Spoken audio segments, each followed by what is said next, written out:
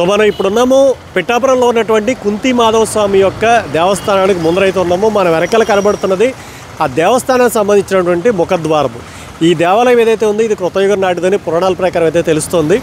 కాకపోతే చరిత్రపరంగా చూసుకుంటే కనుక ఇది కొన్ని వేల సంవత్సరాల నుంచి అయితే ఇక్కడ ఉంది అనేటటువంటిది అయితే మనకు తెలుస్తుంది. లోపల ఉన్నటువంటి శిలా శాసనాలని బట్టి యాక్చువల్గా దీనికి పిఠాపురం మహారాజా వారు కూడా యాక్చువల్గా దీన్ని అయితే అప్పట్లో చాలా నిధులు అయితే ఇచ్చారు. సో దానికి సంబంధించి యాక్చువల్గా విషయం ఏంటంటే ఆ ఆలయానికి ఎదురుగుండా ఇక్కడ ఒక కోనేరు అయితే ఉంది. ఆ కోనేరు చాలా దుర్భరమైనటువంటి దుస్థితులు అయితే ఉంది.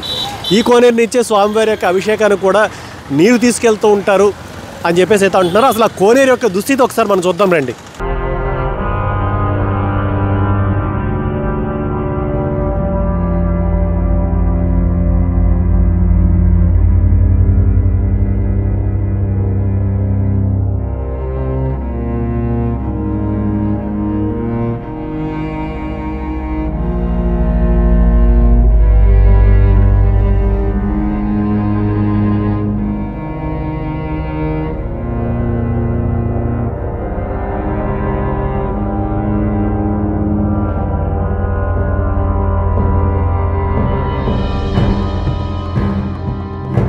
మొత్తం రకరకాల ఈ ప్లాస్టిక్ సంబంధించినటువంటి వాడి పాడేసినటువంటి వస్తువులు ఇవన్నీ కూడా.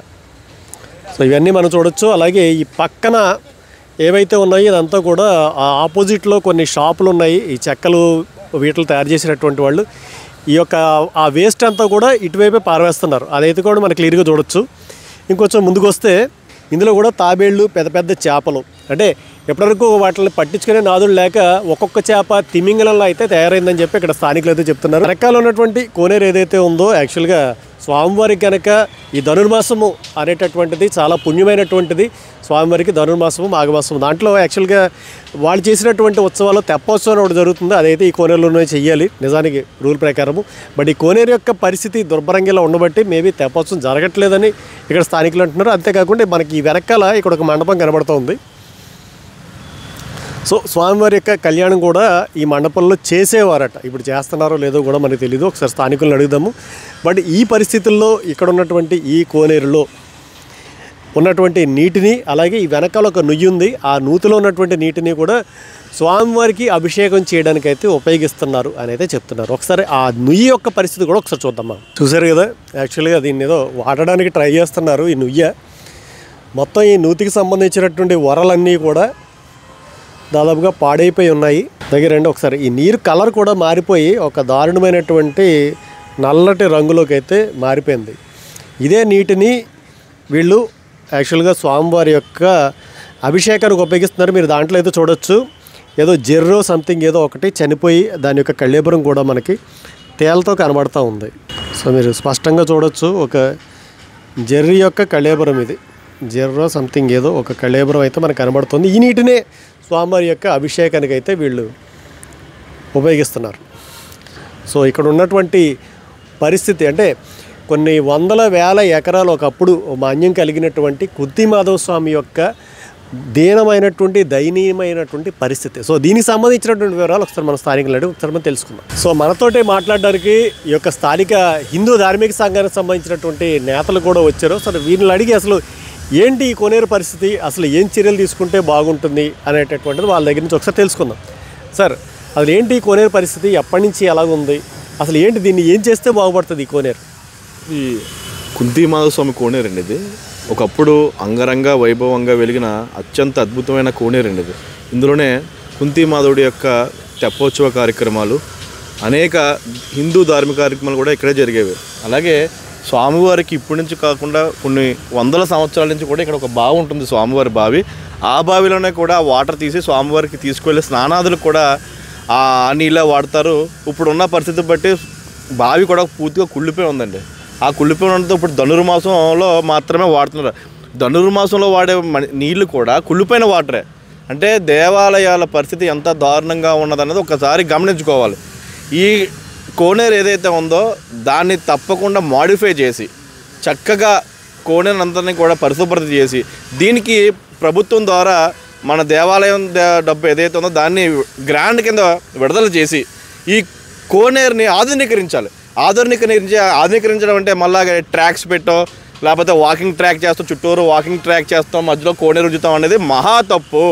అది ఎలా జరగాలి అంటే ఓన్లీ దేవుడికి సంబంధించిన కార్యకలాపాలు మాత్రమే ఇందులో జరగాలి.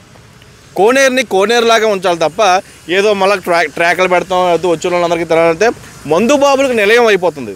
అది కూడా మేము ముందే హెచ్చరిస్తున్నాం. తప్పకుండా ఇప్పుడు ఎందుకంటే డిప్యూటీ సీఎం మాకు పవన్ కళ్యాణ్ గారు ఉన్నారు కాబట్టి ఆయన సనాతన ధర్మానికి చాలా ఎక్కువ శాతంలో ఆయన రక్షణ చేయడం కోసం ఆయన పాటుపడుతున్న కృషి చేస్తున్నారు కాబట్టి తప్పకుండా ఆయన దృష్టిలో పెడుతున్నాం. అయ్యా పవన్ కళ్యాణ్ గారు ఈ కోనేరుని బాగుపరచండి. ఎందుకంటే వేల సంవత్సరాలు కలిగిన కుంతిమాధవుడి యొక్క కోనేరండి ఇది.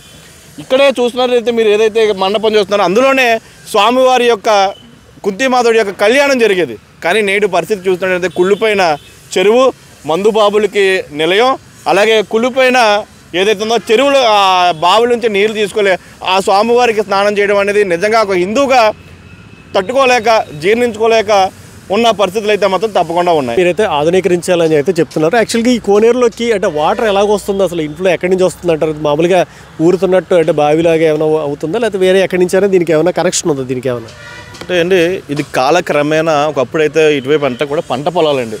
ఇవంతా కూడా ఈ వెనకాలంతా కూడా పంట పొలాలు. ఇప్పుడైతే ఇల్లులు అయిపోయి కానీ ఒకప్పుడు పంట కాలంలో ఇవన్నీ కూడా పాయ అండి. మనకి ఏలేరు దగ్గర నుంచి పాయ ఉండేది.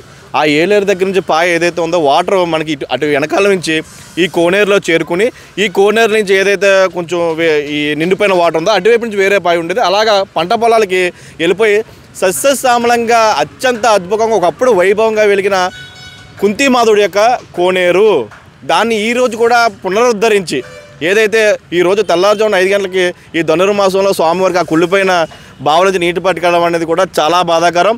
ఎందుకంటే కృతయుగం నాటి మా సాక్షాత్తు ఆ నవనారాయణుడే ఆ మహావిష్ణువే పిఠాపురంలో కుంతీదేవి చేత ప్రతిష్ఠింపబడిన అత్యంత పురాతనమైన అత్యంత శక్తివంతమైన కుంతిమాధవుడి యొక్క కోనేరు పరిస్థితి ఎంత దారుణంగా ఉంది అంటే నిజంగా పిఠాపురంలో పుట్టిన వ్యక్తులుగా ఒక హిందువుగా ఒక ధార్మిక నేతగా చాలా బాధపడుతున్నాం.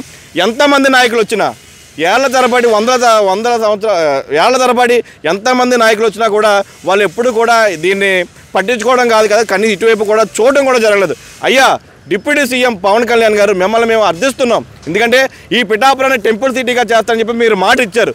ఈ మాటలో భాగంగానే మన పిఠాపురంలో కుంతిమాధవ నడి పిఠాపురానికి నడి బొడ్డున ఉన్న ఈ మాధవుడి యొక్క కోనేరుని కానీ మీరు ఆధునీకరించి దైవపరంగా దీన్ని అభివృద్ధి చేస్తే మాత్రం పిఠాపురం యొక్క ఖ్యాతి ఎక్కడికో వెళ్తుంది, మీ యొక్క మాట కూడా నెరవేర్చుకున్నట్టు కూడా అవుతుందని చెప్పి మేము తెలియజేస్తున్నాం. ఆయన అనేది ఏంటంటే యాక్చువల్లీ ఇదంతా కూడా పరిసరాలంతా కూడా ఇలాగ అయిపోయాయి. యాక్చువల్గా వాకింగ్ ట్రాక్లు అయ్యి కట్టడం కాదు కానీ ముందు దీన్ని ఆధునీకరించండి అని చెప్పేసి వారు చెప్తున్నారు. అసలు మీ కంప్లైంట్ ఏంటి? మీరేం ఆశిస్తున్నారు? మీరేం అనుకుంటున్నారు? అంటే ఏం చేస్తే ఇది బాగుపడుతుంది అనుకుంటున్నారు? జై శ్రీరామ్.